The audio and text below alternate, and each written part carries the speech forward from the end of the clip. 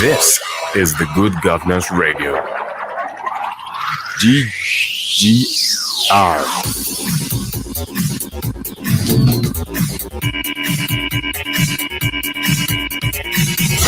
Stay with us.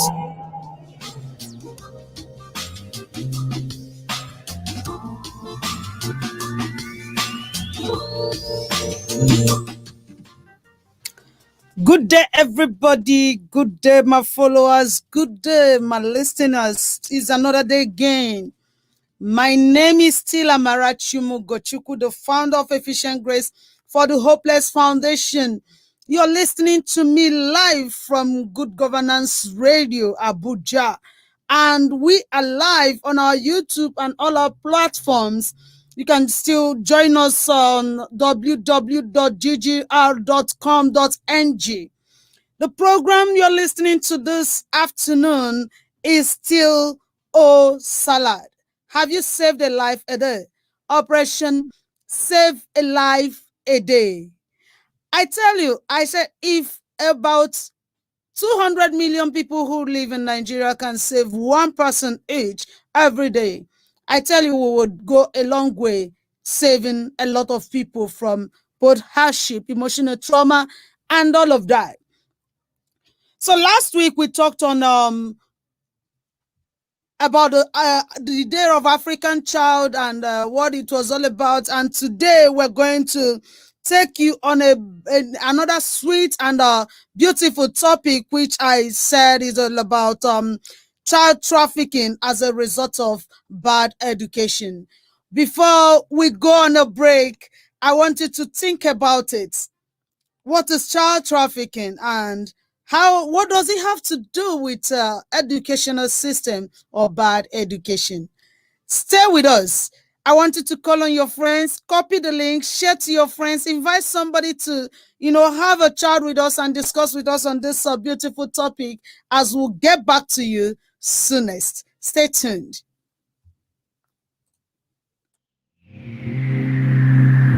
You are listening to GGR, Good Governance Radio.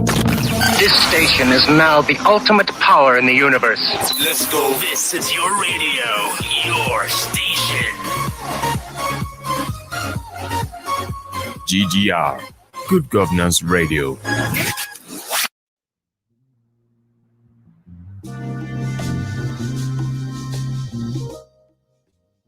Welcome back.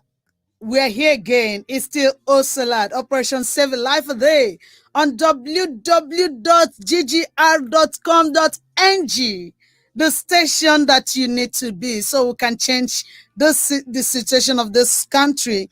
And I'm talking to you today on the topic I said, child trafficking as a result of bad or poor education or poor educational system in our country. And today I want to take us, I said, what is this child trafficking? Can a child be trafficked? So if we're talking about child trafficking, before we get deep, I want you to understand that child trafficking is not just only about selling a child. Child trafficking is the action, practice of illegal procuring or relocating children, typically for the purpose of exploiting them. It could be forced labor, it could be sexual exploitation, which is which is rampant and everywhere now. People tend to be pedophiles other than going for their mates. So when we talk about child trafficking, it could be forced labor, sexual exploitation, or whatever we may, target. And I want you to know it's a world concern now. It's something that is everywhere. It's something that is everywhere. While we, talk about it, I want you to think about it. Can this still be possible in our climb now? It is. I tell you, it is. We'll discuss on the level it has gone. We'll discuss on the causes, the effects, the remedy, the call to action. But while we, deliberate on this, because I want to open up the line so that you can call our line and contribute your quota on that topic. The number you will call is 091302 36602. 091302 36602. I'll call it again. 091302 36602. Feel free to call us and contribute your quota on this topic, child trafficking, as a result of a poor educational system in our society. And while we talk about it, I want to tell us the likely causes of this child trafficking, because it has to do with moving a child and moving children for one purpose or the other. But when it's trafficking, it has to do with exploiting them, which is forced labor or sexual exploitation. One, if we talk about the causes of child trafficking, is something broad, but we'll narrow it down to our country, Nigeria. Last week, when we talked about the way that the children reacted to their poor educational system, it's touched me on does this poor educational system have anything to do with trafficking? And I said yes. One is that most parents want the best for their children, whether poor or rich. And you found out that most parents that are poor, for the case to get a better life for their children, better education, they tend to give their children to that rich uncle, rich auntie that is, that is related to them. And these people in turn end up abusing or using that child for child labor. Some even sexualize the child. So one of the causes of child trafficking includes poverty. It cannot be ruled out that poverty is one of the causes of child labor in our society. And another thing that we tend to, say that is one of the causes includes corruption. Corruption tends to be part of it, because if people that were told to build infrastructures for, educational system in the rural area, free educational system, if people that were given money to set up free educational systems in rural areas, the local government, the interior areas, as in the farm settlements and all of that, were able to do it judiciously, I tell you that these parents who are farmers and who live in the remote area will not want to take their children away from themselves in order to get that education that they are yearning for. So, and another thing is gender inequality. In our climate, in our society, people tend to see the girl child as there is no need of sending her to school, because they believe that her education should end in the kitchen.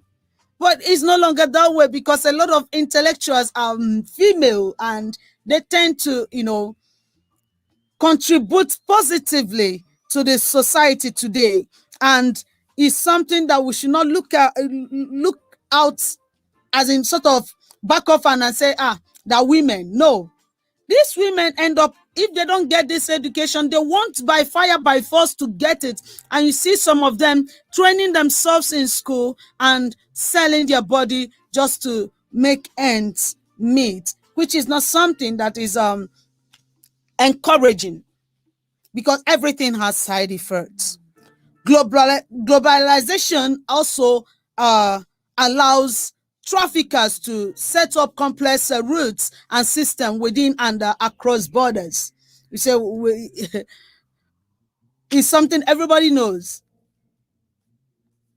We're getting global. The world is getting global. There is hooks and cranny. You can they can cut corners and do all manner of things and get away with it. But I tell you that if we continue alarming it, if we continue talking about it, they wouldn't get away with it.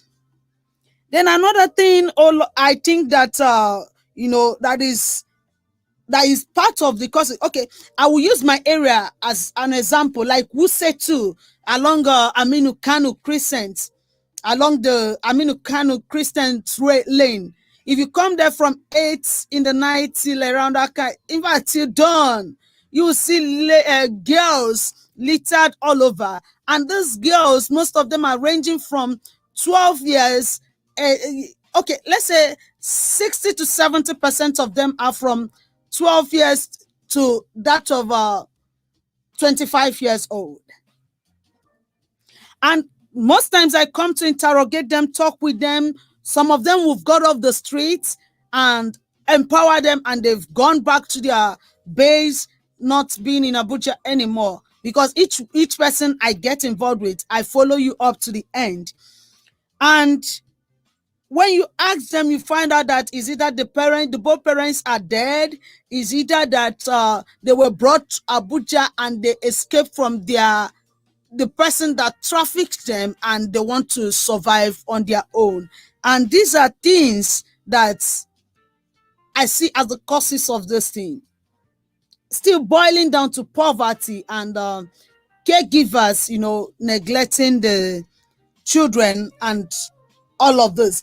And you find out that in over 4.8 million victims of commercial sex exploitations in 2016, most of them were women and girls. These are children. When we say girls, we mean children who are below 18 years of age. So what will make a child want to sell her body to, survive? It's poverty. It's poverty, because some people tell me it's a deliberate act. It's not, because there are some of them that when you pass through what they pass through, you will survive by all means. Because if it's a deliberate act, most of them that will take off the streets, they should go back to the street.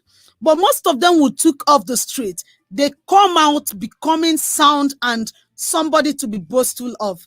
I know one of them wrote a book and I saw my name in that book, and I was so wowed when she told me there will be a book launch and my presence will be highly needed for that book launch. And I was like, what's the book all about?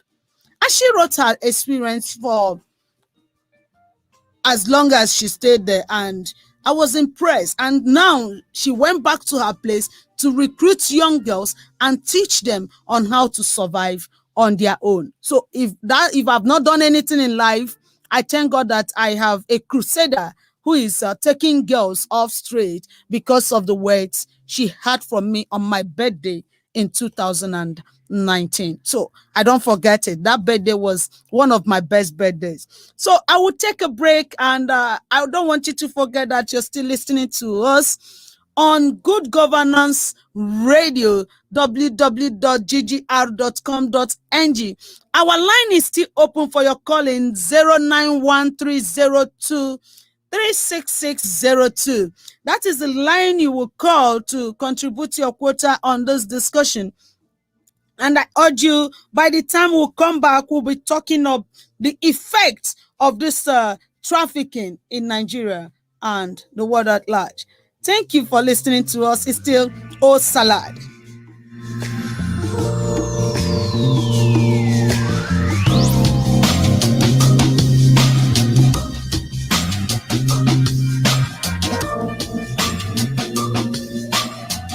is the Good Governance Radio. You are listening to GGR, Good Governance Radio. Stay with us.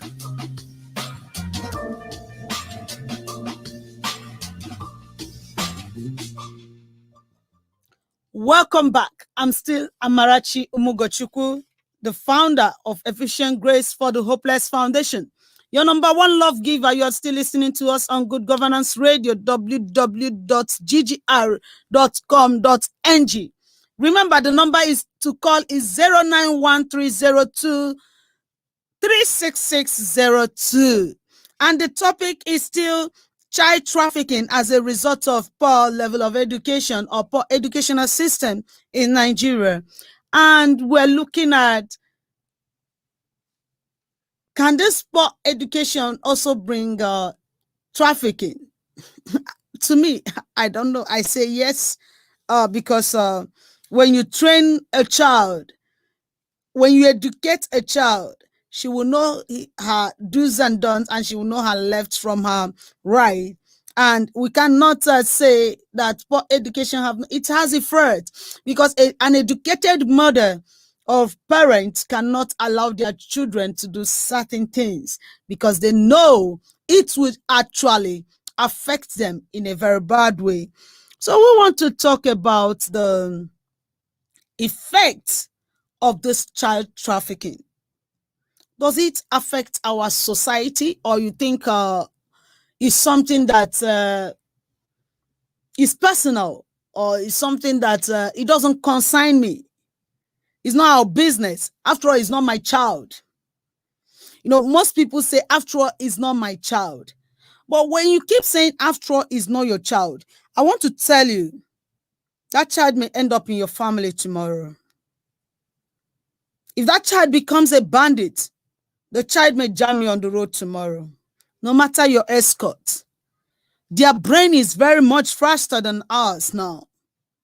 So I want to, while we're saving a life a day, put your eye in that aspect of humanity, because if we can stop it, it will still help our society. So one of the effects of child trafficking is a total moral breakdown.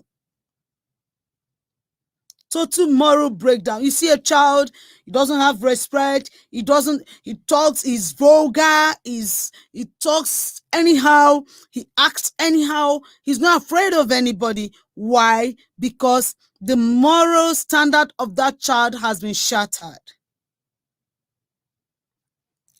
Okay, let's take, for instance, the child that, there's a case that is trending on social media now about a grandmother that is using a 5-year-old boy for trafficking.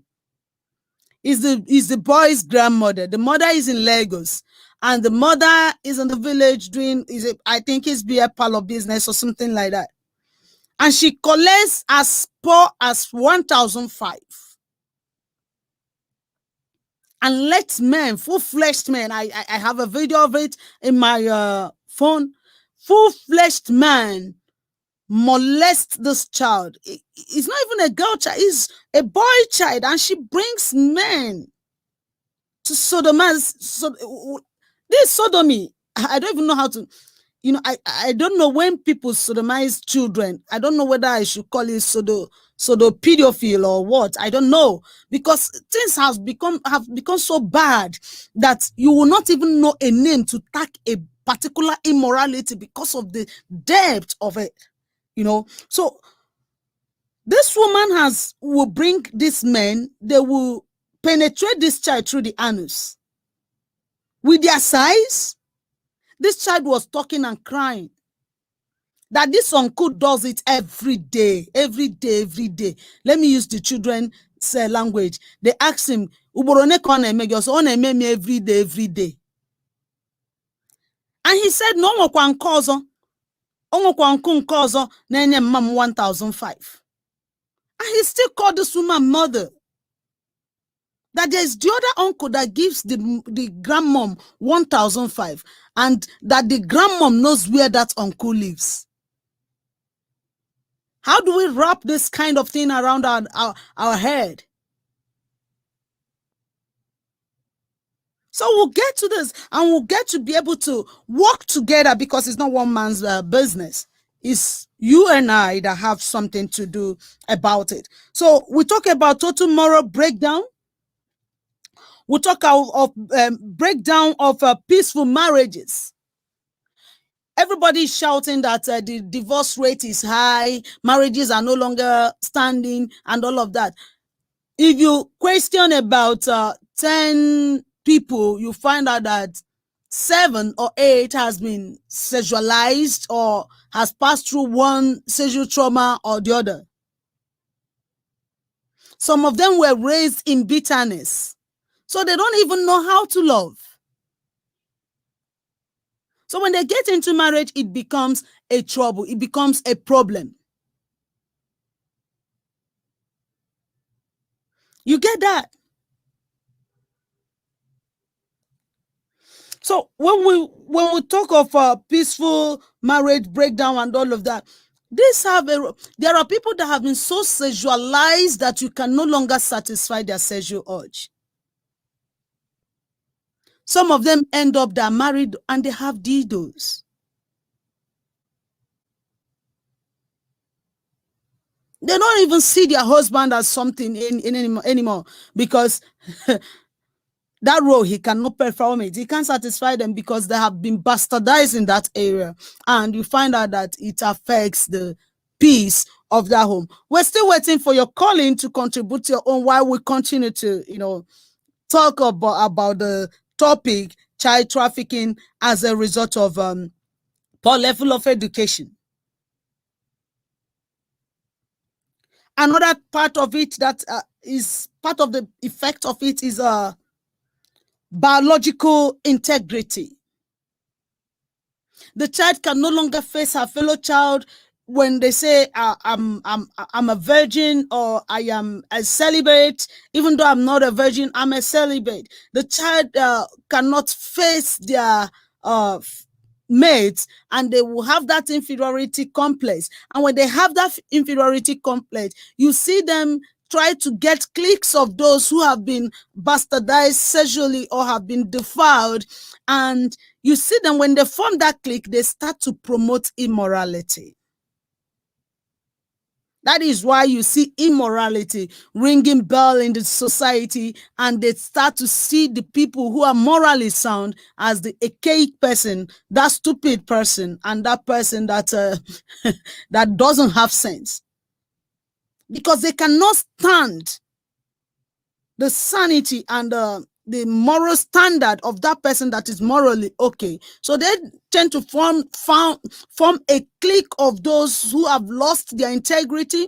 They tend to form a clique of those who feel that there is no remedy. But I tell you, I when I come across them, I say, there is remedy, and there is more integrity in secondary virginity or celibate. Being a celibate, you're this virgin, but you don't want to continue. You want to be a celibate. You want to keep your life. You want to live and correct the mistakes of the past. So by telling them down and building them up, you see they will come back to build themselves. But if we leave them because they have been bastardized, they have been destroyed, let them continue in it and all of that, we will build more deteriorated society, because these children will form a clique to promote their group, and it will not tell well. I've seen parents abuse their children because they can't get enough of it from their husband, and you see them abuse those kids. I think it will not lead to breakdown of marriage if the husband found out or if the wife found out. So these are the effects of it to the society and to the people. Another one is disassociative adaptation. They tend to separate. They tend to, both their emotions. They tend to cut off from emotions. They don't want to love. They don't want to, they don't want to give love. When I was talking to one of the first person that I rehabilitated, he was telling me, I told him, why are you doing this? He said, I don't feel love. I just want to use them and hurt them because I have been destroyed. But today he sees the need to love and the need to care for the next person, because a rescue came to him. That's why I said always rescue. he was saved, and today he's happy being saved. So that emotional regulations, they build a wall, a serious wall. Somebody would tell me, come, are you not a human being? I'm a human being, but I want to build my integrity. So they build a wall that separates them from anything that will lure them into that, not knowing that you still need to love somebody, you still need to show care to somebody, you still need to be loved, because love is all we need in this life to survive. So they tend to build that barrier, they tend to disassociate themselves and just be their own and do that which their brain tells them to do, which may not augur well with the society. Another effect of it is that it endangers these children's life. I remember a friend that's is a friend on social media, and the son was abused in college then, and a church or school missionary college, that it trended so much on the social media. If not for the rescue that the woman and the way the woman handled it, that child could have died.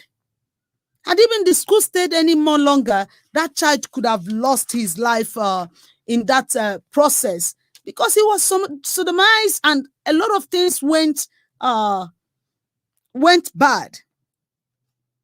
But we thank God that we saved him, and today he's doing very well. So one of the effects is that the child's life is in danger. Some of them that are sent into forced labor, you see them, imagine children that they sent to quarry sites to carry and mine rock. Some of them go to mine gold, and you find out that the sand falls on these children and they may not make it. Some of them in where they are mining sand in my place, you find out that at times that sand fall upon them and they would not end up making it. Some could be that the people that sexualize them end up raping them to death. When we talk about their life being threatened, I remember Favor, the child that was 5 years old, that was raped in Anambra State.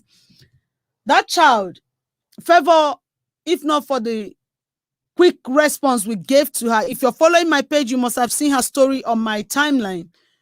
If not for the quick response we gave to Favor and the blood donation that came on time, Favor wouldn't have made it.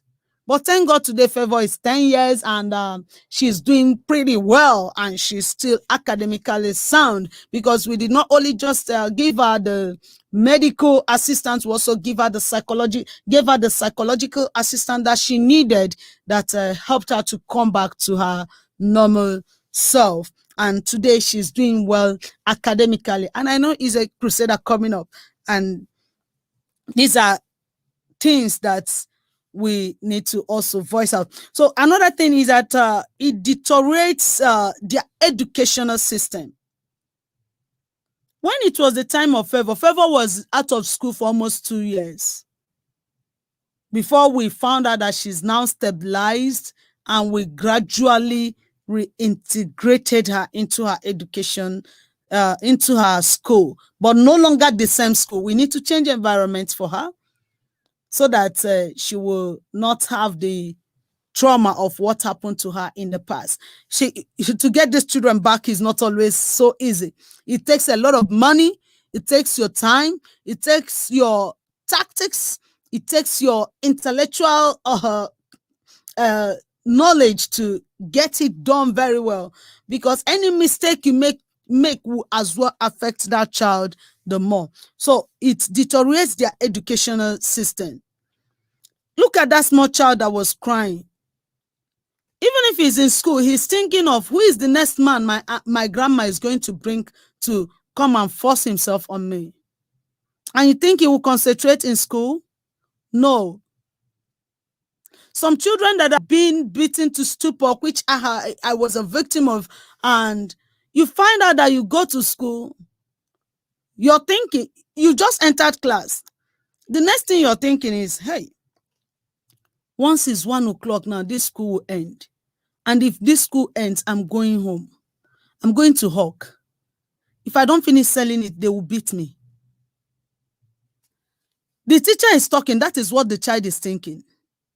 The child is thinking of where to go and sell her market so they will not beat her at night.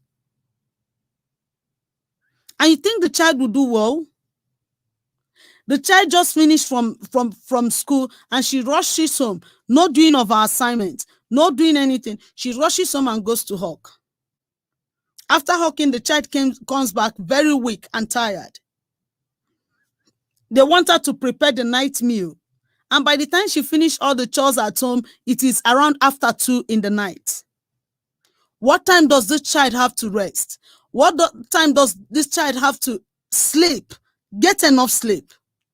And 4 o'clock, 4:30, you're up again, fetching water, washing the children's clothes that they used the previous day. After washing the clothes, you're making breakfast. After the breakfast, you wake your auntie's children, bathe them. After bathing them, you prepare them for school. Take them to school.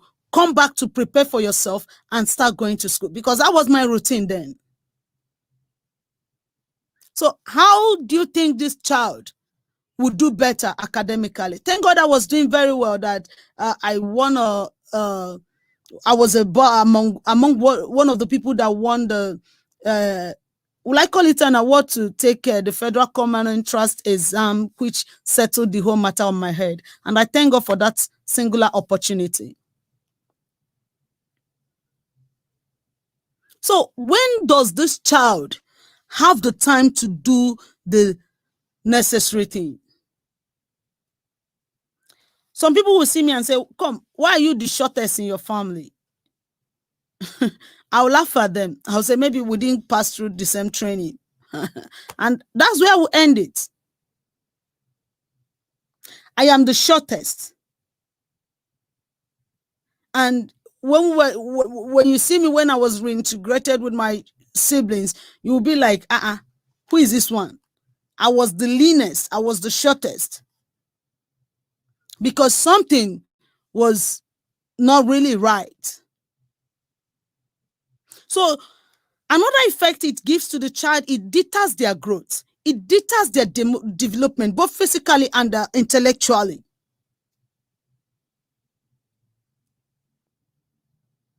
They will have stunted growth.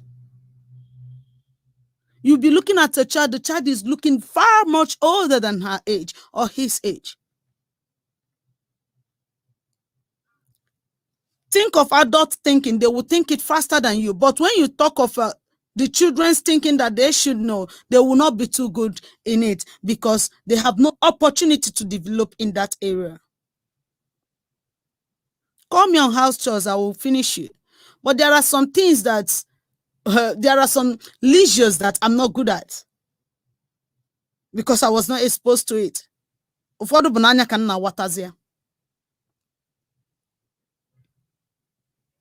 Another effect is that it disempowers these kids in so many ways.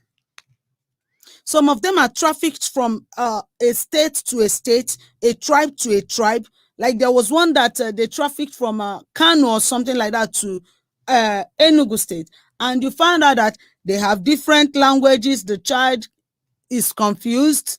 Before the child will get his or her balance, is far fetched. Some of them are trafficked outside the country. So how do we do it to, get them back? How do we do it to, get all those things settled? I know you're listening to me. Don't fail to be part of this. There are questions you can ask. There are suggestions you will bring in when we talk about solutions and remedy. Computer systems are offline. This is the Good Governance Radio. GGR.